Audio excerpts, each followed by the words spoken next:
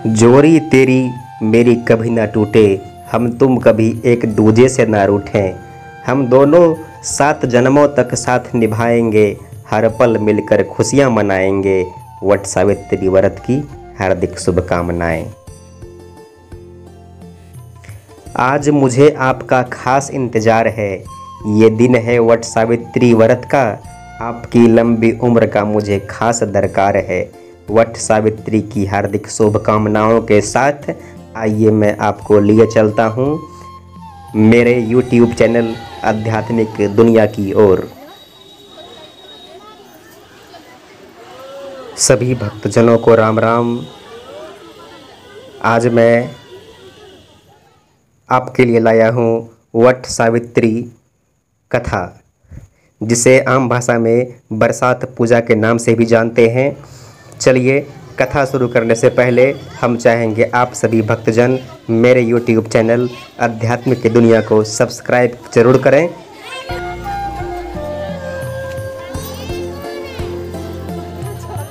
भारतीय संस्कृति में ये मान्यता है, विवाहित महिलाओं के बीच अत्यधिक प्रचलित ज्येष्ठ कृष्ण अमावस्या के दिन आने वाले सावित्री व्रत की।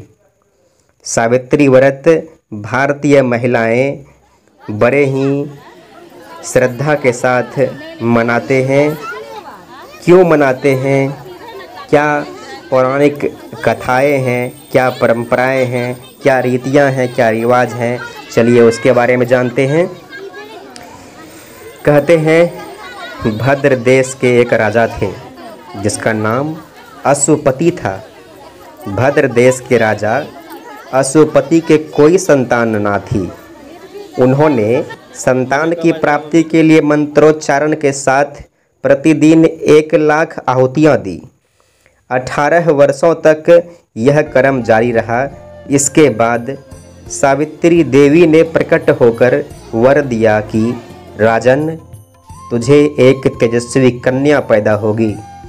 सावित्री देवी की कृपा से जन्म लेने के कारण से कन्या का नाम सावित्री रखा गया। कन्या बड़ी होकर बेहद रूपवान हुई। योग्य वर न मिलने की वजह से सावित्री के पिता बहुत दुखी थे।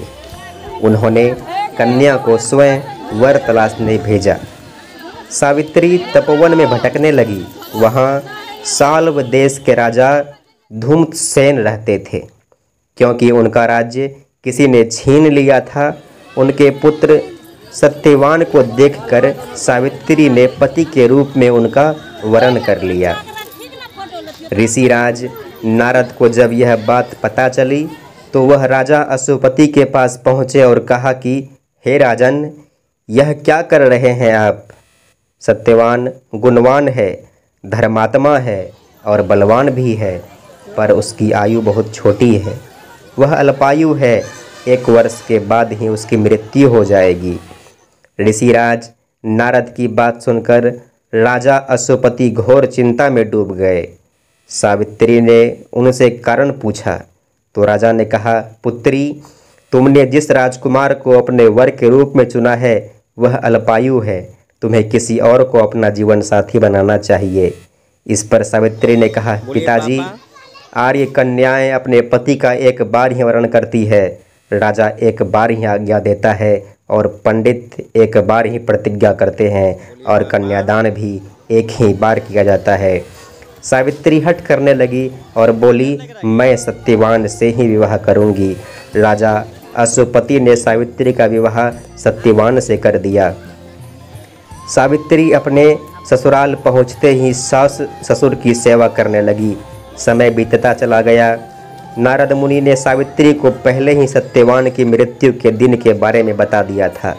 वह दिन जैसे जैसे करीब आने लगा, सावित्री अधीर होने लगी। उन्होंने 3 दिन पहले से ही उपवास शुरू किया।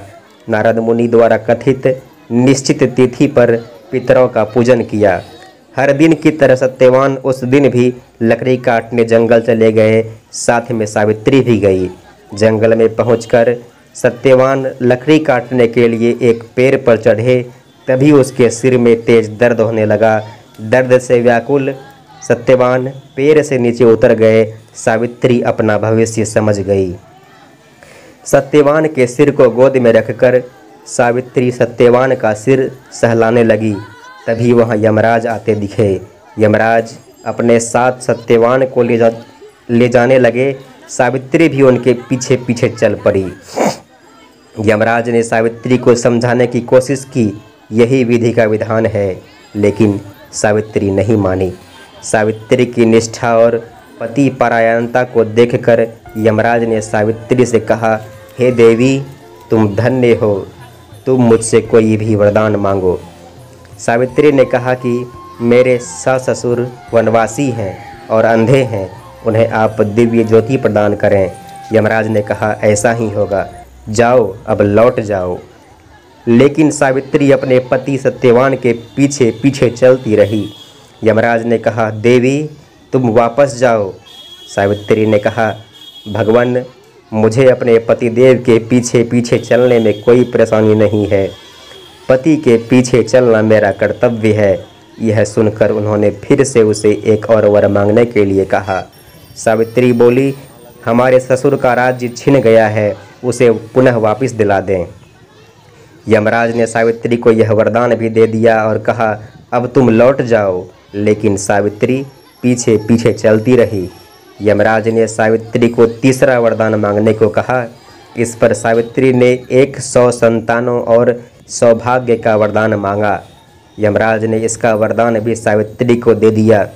सावित्री ने यमराज से कहा कि प्रभु, मैं एक पतिव्रता पत्नी हूँ और आपने मुझे पुत्रवती होने का आशीर्वाद दिया है। यह सुनकर यमराज को सत्यवान के प्राण छोड़ने पड़े। यमराज अंतर्ध्यान हो गए और सावित्री उसी वट वृक्ष के पास आ गई जहाँ उसके पति का मृत शरीर पड़ा था। सत्यवान जीवंत हो गया और दोनों खुशी खुशी अपने राज्य की ओर चल पड़े। दोनों जब घर पहुँचे तो देखा माता पिता को दिव्य ज्योति प्राप्त हो गई है। इस प्रकार सावित्री सत्यवान चिरकाल तक राज्य सुख भोगते रहे। अतः पतिव्रता सावित्री के अनुरूप ही प्रथम अपने ससुर का उचित पूजन करने के साथ ही अन्य विधियों को प्रारंभ करें।